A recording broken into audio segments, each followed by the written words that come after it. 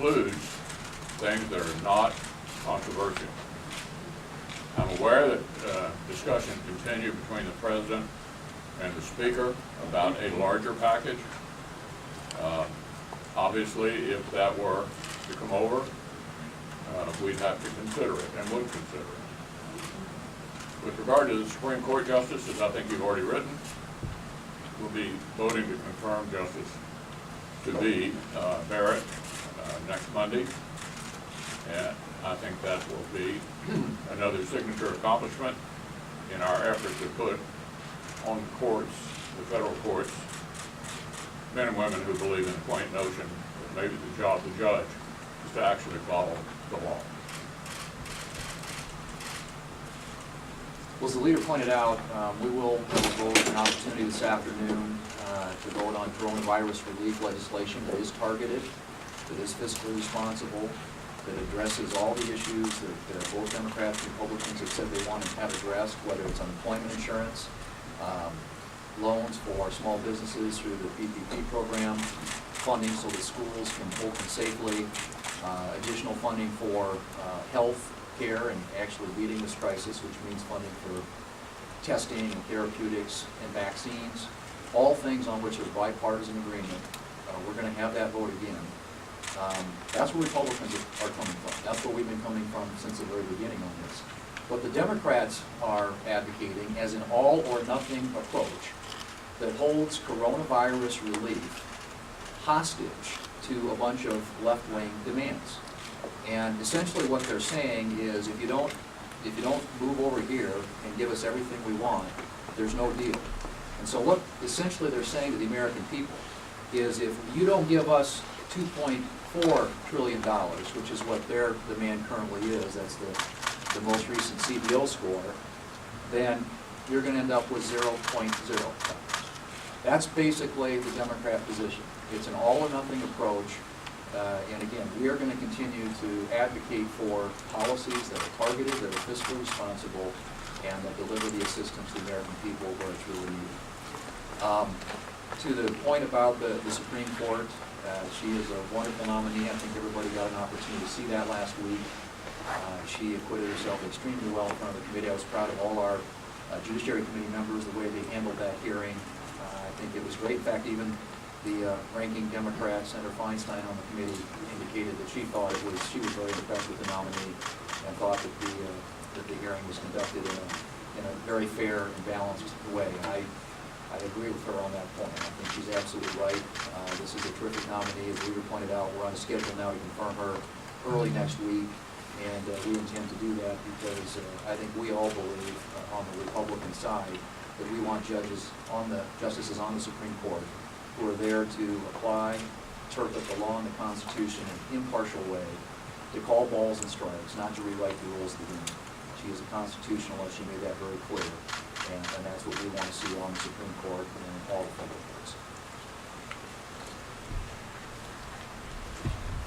Well, Republicans are ready to vote for urgently needed relief for the American public, and the bill that we're going to be taking a look at is $500 billion, a very significant amount of money aimed at patients, aimed at workers, and aimed at school children. That's where the needs truly are. You take a look at this, it's a second round of paycheck protection for small businesses. It's $100 billion for our children to be back in school safely. It's unemployment benefits for people who, through no fault of their own, are out of work. It's money for vaccines, additional money to develop vaccines, and then to distribute those vaccines. That's what the American people do. So there was an urgency, and the need to act is now. If Nancy Pelosi were actually serious about doing relief for the American people, she would tell her deputy, Chuck Schumer, to get on the bill that we're bringing to the floor today. If Nancy Pelosi were actually serious, she would eliminate all the things in her legislation that have nothing to do with coronavirus, and she would eliminate the poison pills. Now, if Nancy Pelosi were really serious, she'd call back this do-nothing Democrat House of Representatives to Congress to work with us on finding solutions for the American people. But Nancy Pelosi isn't serious. That's because she doesn't want anything to pass. She and Chuck Schumer have made a calculated decision, it's a political decision, that nothing is going to pass until after Election Day, because they believe that they have better chances of success on Election Day if the American people are held hostage all the way through that. The American people need to see clearly what is happening, and I know certainly in Wyoming they do see clearly what is happening. And we're going to vote, and the Democrats are going to vote today and tomorrow against something, and then they're going to say, therefore. Let us be clear. The Democrats are acting out of selfish political reasons, not because they're trying to help the people that they claim that they represent.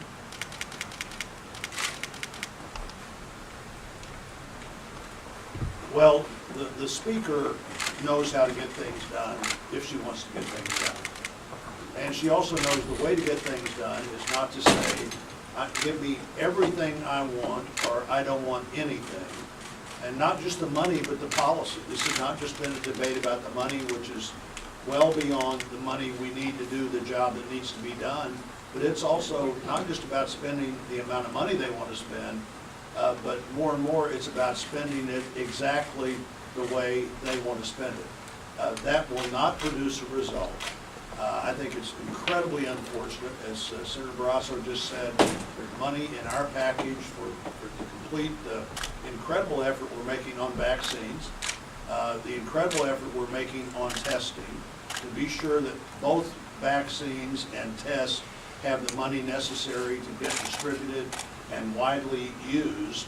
And that shouldn't wait till the middle of December or the middle of January or the middle of February. That needs to happen right now. But it's not the way to legislate. Nobody knows that better than the speaker. It is not the way to reach a conclusion. It's the best way you can almost assure you're not going to reach a conclusion, which is to say, give me everything I want or I don't want anything. The Paycheck Protection Program was one of the most popular bipartisan supported programs in our CARES package, or the COVID-19 relief package. And I am very excited that we will have the opportunity to vote on the Paycheck Protection Program once again and allow a second pass for those small businesses that have been hit the hardest. In Iowa, over 61,000 small businesses benefited from the Paycheck Protection Program. So I'm very hopeful that we can come together on the floor of this Senate and that Democrats will join us again in one of the most bipartisan programs available during COVID-19. We really need to make sure our small businesses are supported and that our moms and dads have opportunity to remain employed and then to go back to work. Now, moving on to Judge Amy Coney Barrett. I had the wonderful opportunity to sit through the judiciary hearings this past week, and Judge Barrett is very poised, even when she was being interrupted and really pushed around by our Senate Democrat colleagues. They wouldn't allow her to answer the questions. They kept interrupting. But through all of that, she just held herself with an extraordinary level of grace and poise. And not only that, bottom line, she's an exceptional jurist. She's been highly commended by liberals and conservatives in academia and all across the board. So we are very excited about the opportunity to put on the Supreme Court another justice who will uphold and defend our Constitution. And bottom line, that's what Iowans are looking for, someone who will defend our Constitution. And so this Thursday, when it is brought up for a vote, I look forward to casting my support in favor of Judge Amy Coney Barrett to be our next Supreme Court Justice.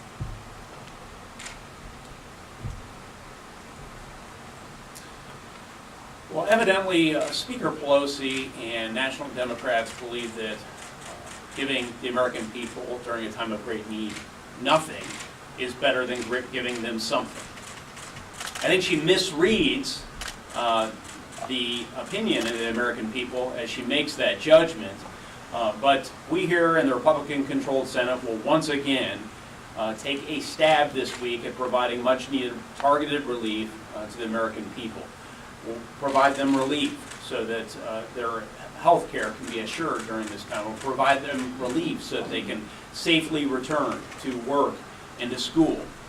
I'm hopeful that we might get some bipartisan assistance this go round, but not particularly optimistic. In the meanwhile, we will continue discussions. We will continue to see if negotiations might lead to a broader breakthrough when it comes to a package. And it's my hope that that can happen, but I am not optimistic. Once again, Nancy Pelosi seems to prefer nothing over something during a time of Americans' greatest need. On the positive front, the Senate Judiciary Committee just had an outstanding hearing last week, and the American people were able to get a front row seat as they watched Amy Coney Barrett from the great state of Indiana demonstrate her knowledge of the law, demonstrate that she certainly has command of the facts of particular cases, that her means of jurisprudence is infused with great integrity. She is someone who doesn't intend to legislate from the bench, but instead to apply the law of the land to the facts of a given case. And along the way, the American people increasingly became supportive of her nomination, and they support confirmation before the election. So I very much look forward to voting as we turn towards Amy Coney Barrett's confirmation vote, to voting in support of Amy Coney Barrett. And I think we will find that this is one Hoosier for years to come who will be serving this country with great honor and distinction. Leader McConnell.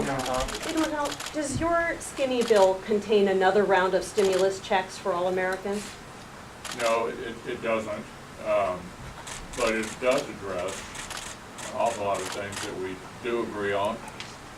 And I don't think the fact that those checks are not a part of this package, as others have said, is a good argument for not doing what we are laying on the floor, most of which is completely without controversy. Why did you decide not to include another round of stimulus checks? We thought about $500 billion was appropriate for at this juncture.